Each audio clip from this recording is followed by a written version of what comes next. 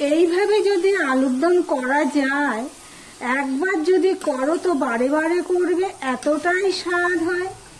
লুচি, পরোটা, ভাত সবেতেই ভালো লাগবে খেতে। তাহলে ভিডিওটি স্কিপ না করে পুরোটা দেখার অনুরোধ রইল। নমস্কার বন্ধুরা, আপনারা দেখছেন কুকিং হাউস অফ অনিমা।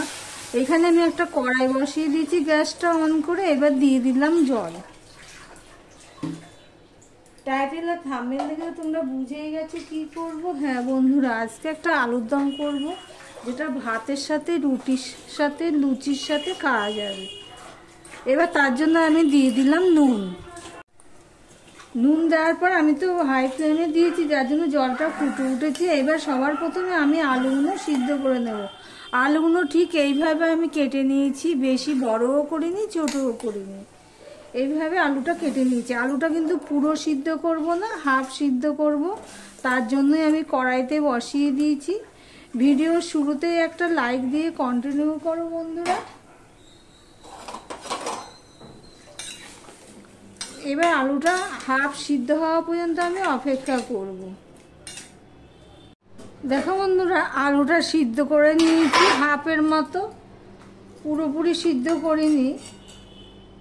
দেখো শক্ত রয়েছে, কিন্তু খুন্তি দিয়ে কাটলে কাটা যাচ্ছে। ঠিক এরকমই আলুটা আমি সিদ্ধ করে নিয়েছি। এইভাবে যদি আলুর দম করা যায় বন্ধুরা, খুবই টেস্টফুল হয়। ভিডিওটি স্কিপ না করে পুরোটা দেখার অনুরোধ রইল।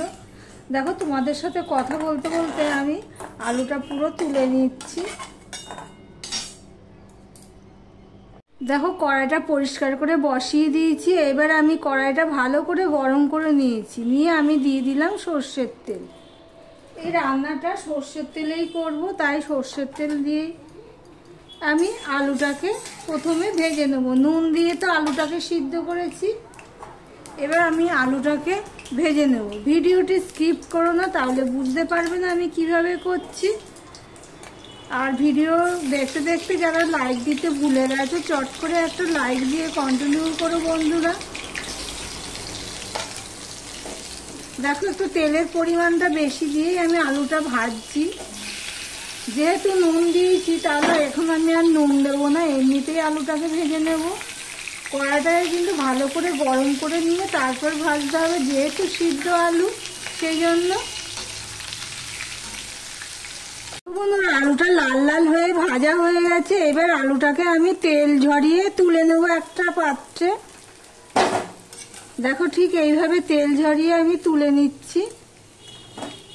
এই আলুর দমটাই একটু তেল লাগে, কিন্তু খেতে লাগবে অসাধারণ। এই আলুর দম একবার যদি তোমরা বানাও তো বারে বারে বানাবে। তাই ভিডিওটি স্কিপ না করে পুরোটা দেখবে বন্ধুরা। সব আলু ভাজাগুলো আমার তোলা হয়ে গেছে। এবার আমি আরেকটুখানি তেল দিয়ে দিলাম। এবার দেখো, এখানে দুটো এলাচ দিয়ে দিলাম, একটা শুকনো লঙ্কাকে ছিঁড়ে দিয়ে দিলাম, দিয়ে দিলাম তেজপাতা, আর দিয়ে দিলাম দারচিনি। এবার হতে হতে তোমাদেরকে আমি দেখাচ্ছি কি কি কেটে নিয়েছি। পেঁয়াজ কুচি করে নিয়েছি, রসুন থেতো করে নিয়েছি, আর টমেটো নিয়ে নিয়েছি। ওই পেঁয়াজটা অন্য একটা রেসিপিতে লাগবে। দেখো, এখানে ফোড়নটা হয়ে গেলে আমি প্রথমে রসুনটা দিয়ে দিলাম। রসুনটা দিয়ে আমি একটু নেড়ে নিলাম, নিয়ে এবার পেঁয়াজ কুচিগুলো দিয়ে দিলাম।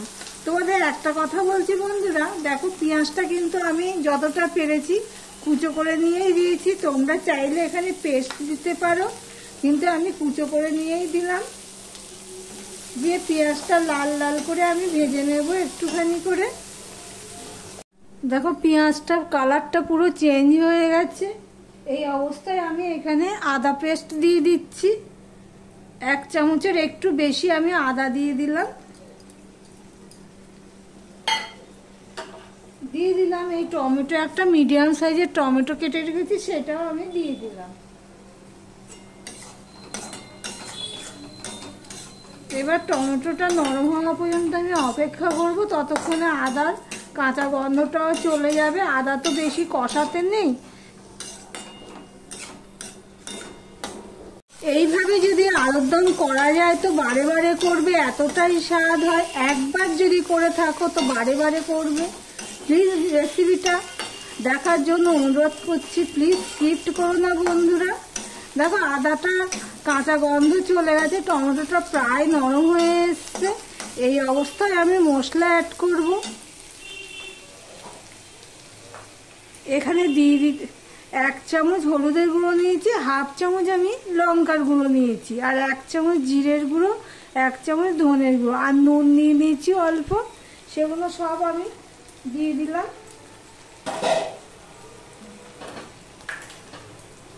একটু জল দিয়ে দিলাম মশলাটা কষানোর জন্য। এবার মিশিয়ে নিয়ে আমি মশলাটা কষিয়ে নেব ভালো করে।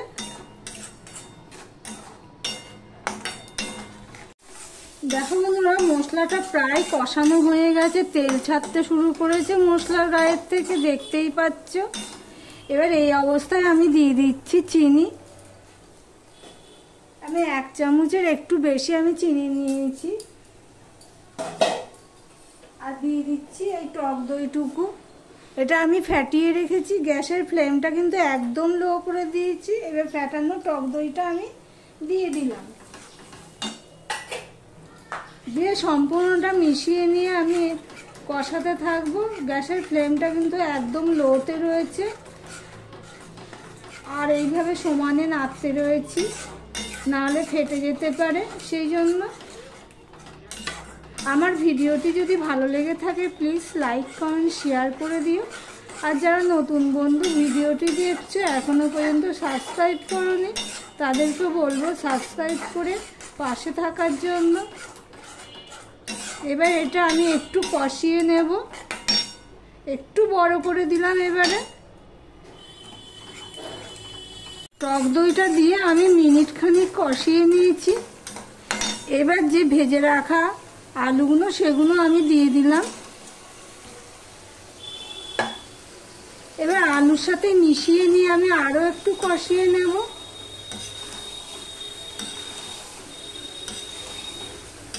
সম্পূর্ণটা মিশিয়ে নিয়েছি, নিয়ে আমি আরেকটু কষিয়ে নেব।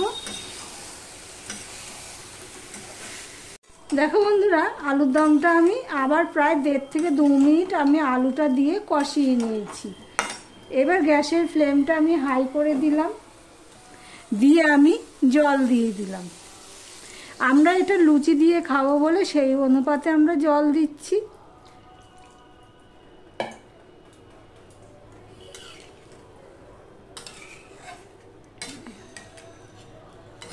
প্লিজ স্কিপ করো না, দেখতে থাকো এরপরে কি দেব। এবার ঢাকা দিয়ে 3 থেকে 4 মিনিট আমি ফুটিয়ে নেব। আমি প্রায় 4 মিনিটের মতন আমি ঢাকা দিয়ে রান্না করে নিয়েছি। এবার গ্যাসের ফ্লেমটা আমি একদম ছোট করে দিয়েছি। দেখো তোমাদেরকে দেখাচ্ছি। মাঝে এসে আমি একটুখানি এরকমভাবে নেড়ে দিয়েছিলাম। এবার আমি দিয়ে দিচ্ছি গরম মশলা। যেহেতু গরম মশলা ফোড়নে দিয়েছি সেই জন্য আমি গরম মশলার পরিমাণটা কমিয়ে দিলাম। দেখো বন্ধুরা কি দারুণ হয়েছে, দেখতে যেমন সুন্দর হয়েছে, খেতেও অসাধারণ হয়েছে বন্ধুরা। এবার গরম মশলাটা দিয়ে আমি স্ট্যান্ডিং টাইমে রেখে দিলাম, তারপর তোমাদেরকে সার্ভ করে দেখাচ্ছি। দেখো বন্ধুরা, আমি স্ট্যান্ডিং টাইমে রেখে দিয়েছি। এবার তোমাদেরকে সার্ভ করে দেখাচ্ছি কতটা ভালো হয়েছে। এবার যেহেতু লুচির সাথে খাবে সেই জন্য পুরো মাখো মাখো না করে একটুখানি ঝোল ঝোল করেছি। তাহলে আলুরদম রেসিপিটা তোমাদের কাছে কেমন লাগলো কমেন্ট করে জানিও। তাহলে আজকের মতন এখানেই শেষ করলাম।